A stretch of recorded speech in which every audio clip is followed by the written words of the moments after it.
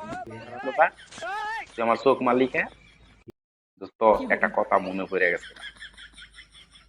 আমি হচ্ছে মেয়ে মানুষের জুতে, আর মেয়েদের কোমল পায়ের ছোঁয়া, ইস, আমার জুতার উপরে যখন পরে আমার কি যে শান্তি লাগে। মেয়েদের মাঝে মাঝে নূপুরের শব্দ যখন শুনি, আমার তখন তো নাচতে মন চায়।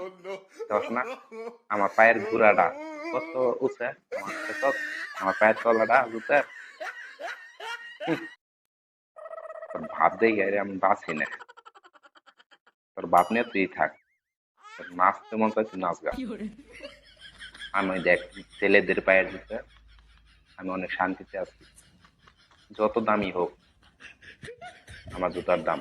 বড় ছেলেরা উজু করার সময় কিন্তু আমার আমার জুতা নিয়ে যায়।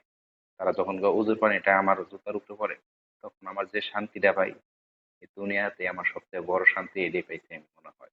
আমার উপরে যতই ঝড় বৃষ্টি তুফান যাক, ছেলেদের একটু বেশি আমারে পাড়ায়, ঠিক আছে, তাতেও আমার কোনো দুঃখ নেই। মাঝে মাঝে তারা যায়, শুক্রবার হইলে বেশিরভাগ নামাজ পড়তে যায় না, তখন আমার বেশি আনন্দ পায়। হাজার জুতার মাঝে আমিও থাকি।